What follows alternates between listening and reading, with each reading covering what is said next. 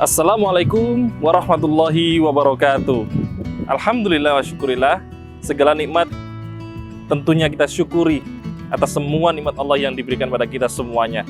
Sholawat serta salam semoga senantiasa tersampaikan, terhaturkan kepada baginda Rasulullah Muhammad SAW.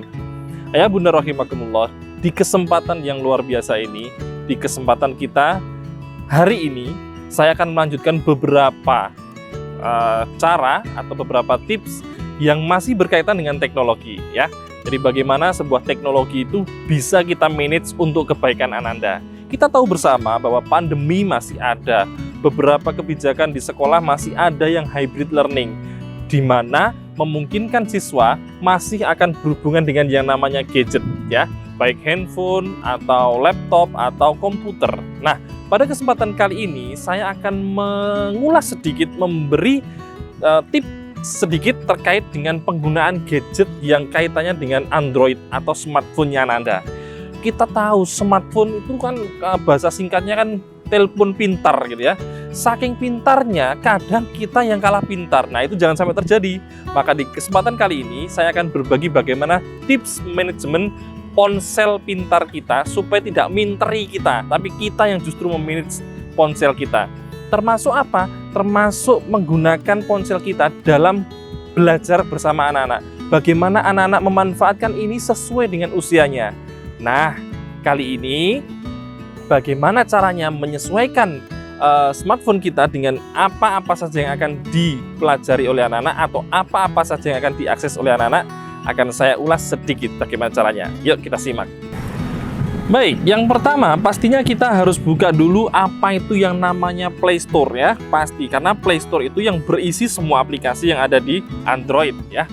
Oh ya, hari ini kita berbicara Android ya. Jadi yang iPhone atau iPad nanti dulu ya. Kita berbicara di Android dulu atau yang biasa menggunakan Google. Oke, masuk ke Play Store ya. Kemudian di situ pasti banyak sekali aplikasi yang ditawarkan ke ayah bunda ya. Nah, silahkan cek di atas, itu ada foto profil dari ayah bunda atau yang sesuai dengan emailnya. Kita klik, kemudian kita bisa memilih setelan atau setting yang ada di menu berikutnya. Kita pilih setelan, kemudian di situ ada umum, preferensi jaringan, autentikasi, keluarga, dan tentang. Nah, disinilah kita harus pilih yang namanya keluarga atau family gitu ya. Oke, kita klik keluarga, kemudian di situ ada kontrol orang tua. Nah, kita aktifkan terlebih dahulu, kita klik kontrol orang tua, ya. Kemudian di situ ada namanya kontrol orang tuanya itu biasanya belum aktif. Kalau belum aktif, silakan diaktifkan dengan memasukkan 4 digit angka, ya, 4 digit angka. Misalkan dari saya nih ya.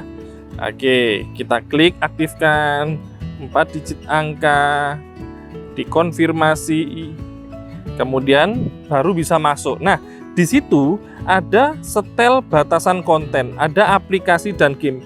Kita klik aplikasi dan game. Nah, di situ barulah ada yang namanya rentang rating usianya dari 3 tahun, 7 tahun, 12 tahun, 16 tahun sampai dengan 18 tahun.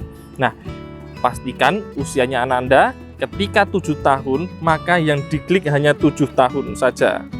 Seperti itu misalkan. Misalkan 12 tahun, ya cukup 12 tahun. Artinya apa? Artinya Ananda tidak akan bisa membuka aplikasi yang lebih dari usianya Ananda. Gitu ya. Baik, kita klik katakan 7 tahun ya, usia anak SD misalkan. Kita simpan. Oke. Nah, di situ sudah ada tulisan aplikasi dan game rating 7+. Artinya apa?